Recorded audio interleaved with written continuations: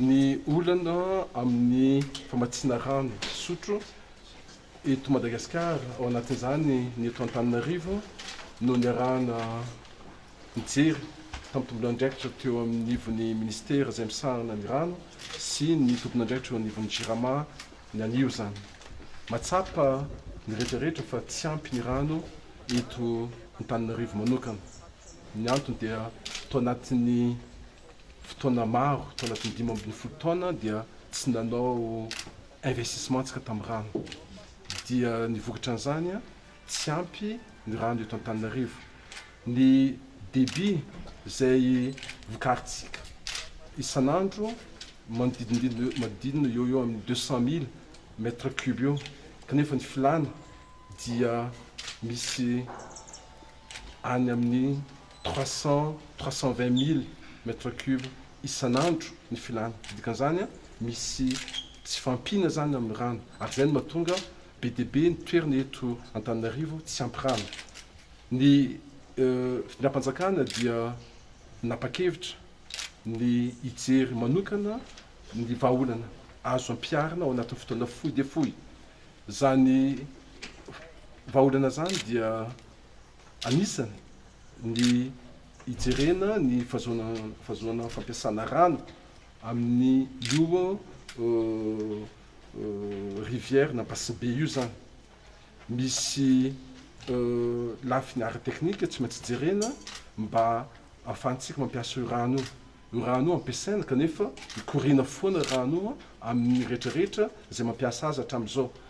Ary ny vahaolana anankiray koa dia ny fanaovantsika forage amin'ny toerana izay atsapahantsika fa hisy rano azontsika ampiasaina amin'ny lafiny izany amin'ny faritra Itaosy sy Ambohidrapeto reny zany.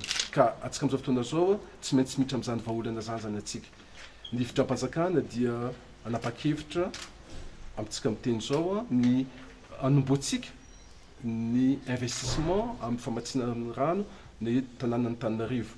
Ny tenako dia mampanantena antsika fa tsy maintsy ho apetraka zany vahaolana zany. Fa zao kosa isika manao zavatra tsy mora, ary ny zavatra rehetrarehetra mila farimbonana ao anatiny. Ary zay no angatahako anaovako antsoavo ho antsika rehetrarehetra ny hotony, satria miditra amin'ny vahaolana antsika amin'izao fotoana izao, ary vahaolana izay ahitantsika vokany ny eritreretina ao anatin'ny 2 volana na 4 volana farafahelany zany. Zay no natao satria matsapa isika rehetrarehetra fa tena mila zay fanapakevitra zay ny tanàna Antananarivo manokana mba ahafahantsika mitondra vahaolana amin'ny tsy fampindrano. Ka manentana antsika rehetrarehetra ny tenako ifanometanana antsika, ary indrindra tena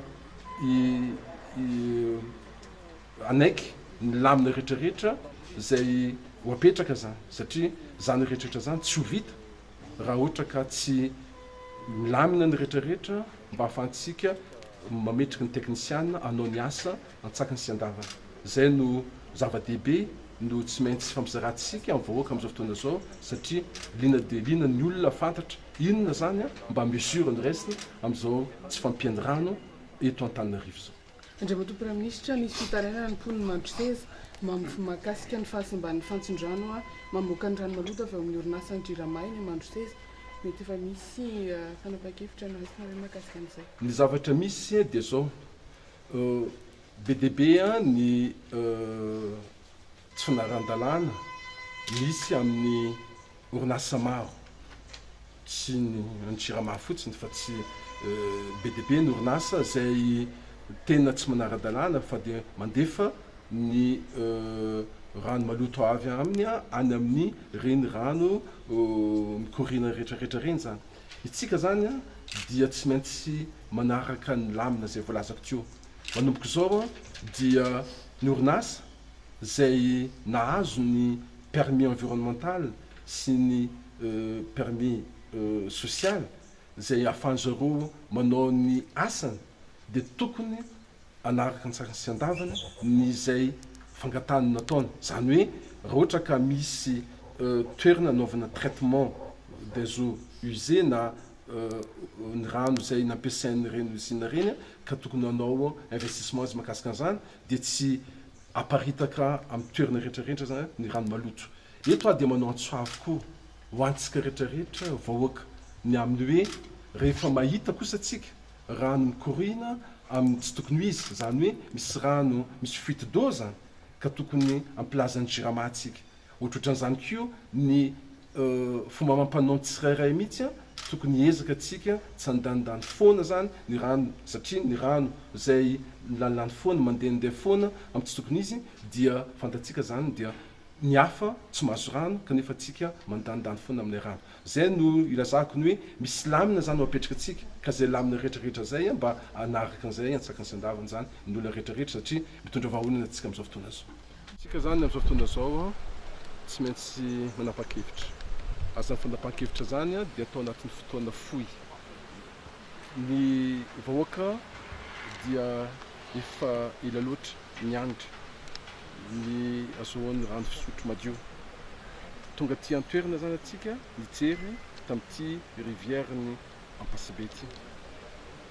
Taty zany no vinavinaina mba ahazoantsika mamatsy rano fisotro madio zany any amin'ny faritra amin'ny ilany atsinanana ny Antananarivo. Hita fa misy fomba hafa koa zany mety mety kokoa dia ny fampiasantsika ny rano cuba zany. Ka ny rano cuba zay tsy lavitra ny bypass misy azy dia io zany no akany fanapahan-kevitra aingana amin'ity herinandro ity ny amin'ny tokony anomboantsika ny fodrafitrasa mba ahafahantsika mamatsy ny faritra atsinanana Antananarivo. Voalazantsika koa fa tsy maintsy mijery vahaolana hafa koa tsika, vahaolana anankiray hafa dia efa nivoalazantsika mikasika ny forage izay ataontsika amin'ny faritra Itaosy zany. Io koa zany anisan'ny ezaka anankiray tsy maintsy ataontsika ao anatin'ny foezaka zao, ao anatin'ny iray volana roa volana dia ho jerentsika koa fa raha mety ny ampiasaintsika ny forage io ampidirantsika azo anaty tambazotra ny jirama misy amin'izao fotoana zao famatsiana rano dia azontsika ampiasaina koa zany amin'ny faritra hafa. Zany hoe mitady vahaolana aingana zany atsika ary ny teknisiana rehetrarehetra moa dia efa mivonona efa nometanana amin'izany mba ahazoantsika ao anatin'ny fotoana fohy manapa-kevitra dia manomboka ny asa. Ny rarintsika ny ahitantsika vokany aingana dia aingana ao anatin'ny 80 andro farafahatarany zany. Zay no nahatonga ana ny teny hoe tsy maintsy misy lamina zany apetrakantsika ary indrindra tsy maintsy vahantsika miandalana ny fodrafitrasa amin'ny fodrafitrasa vaovao famatsiana rano fisotro madio ny faritra rehetrarehetra eto Antananarivo fa tsy faritra tsy amin'ny ilany atsinanana ny any misy olana. Misy koa ny any amin'ny faritra Ivato, ny any Ambohitra Atrimo, misy koa ny olana aty amin'ny faritra Lalasora sy kanefa tsy maintsy manomboka zany atsika dia efa nivona zany dia fijerena aty fotony inona daholo ny option misy amin'izao fotoana zao dia manapa-kevitra zany atsika.